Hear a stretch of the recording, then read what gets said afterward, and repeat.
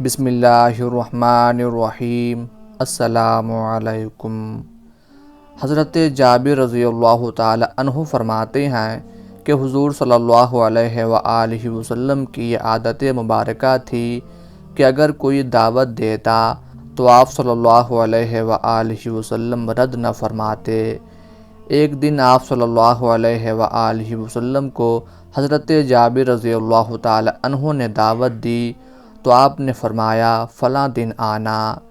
جب مقررہ دن آیا تو آپ صلی اللہ علیہ وآلہ وسلم حضرت جابر رضی اللہ تعالی عنہ کے گھر تشریف لے گئے۔ انہوں نے رسول اللہ صلی اللہ علیہ وآلہ وسلم کو اپنے گھر میں دیکھا تو بہت مسرور ہوئے اور خوشی و شادمانی کے عالم میں مشک آمیز پانی کا چھڑکاؤ کیا اور شاداں و فرحاں آپ صلی اللہ علیہ وآلہ وسلم کے پاس آئے اور آپ کو اندر تشریف لانے کے لیے عرض کی۔ آپ صلی اللہ علیہ وآلہ وسلم اندر آئے تو حضرت جابر رضی اللہ تعالی عنہ نے بکری کا بچہ ذبح کیا اور پھر اسے پکانے کا بندوبست کرنے لگے۔ حضرت جابر رضی اللہ تعالی عنہ کے 2 بیٹے تھے۔ بڑے نے چھوٹے سے کہا، آ تجھے بتاؤں ہمارے والد نے ہمارے میمنے کو کس طرح ذبح کر دیا۔ اس نے چھوٹے کو زمین پر لٹا کر اس کے گلے پر چھری چلا دی اور نادانی سے اسے ذبح کر دیا۔ جب حضرت جابر رضی اللہ تعالی عنہ کی بیوی نے اسے دیکھا تو دوڑ کر اس کی طرف آئی، لیکن وہ خوف کے مارے مکان کی چھت پر چڑھ گیا۔ ماں اس کے پیچھے پیچھے آ رہی تھی، جس کے خوف سے ڈر کر بچہ چھت سے گر گیا اور گرتے ہی واصلے بحق ہو گیا۔ اس صابرہ عورت نے اس واقعہ پر قطعاً رونا دھونا نہ کیا بلکہ صبر اختیار کیا۔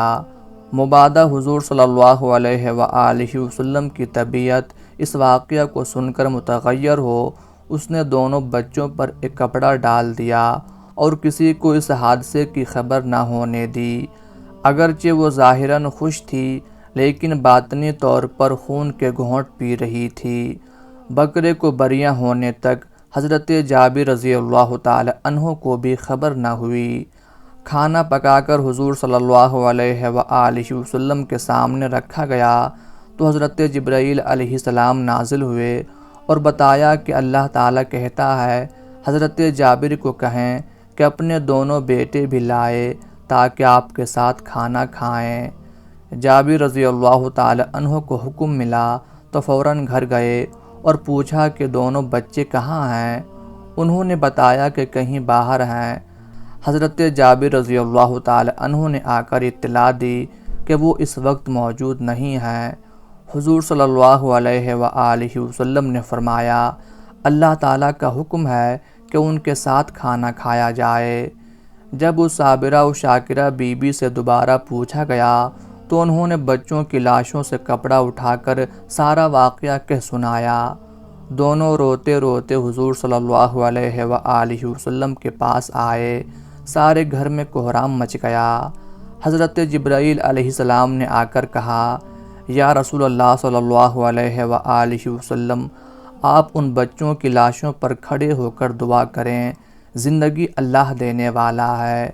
حضور صلی اللہ علیہ وآلہ وسلم تشریف لائے اور بچوں کے لیے دعا فرمائی۔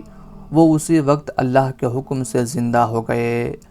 اسی سن میں حضور صلی اللہ علیہ وآلہ وسلم عمرے کی غرض سے مکہ روانہ ہوئے۔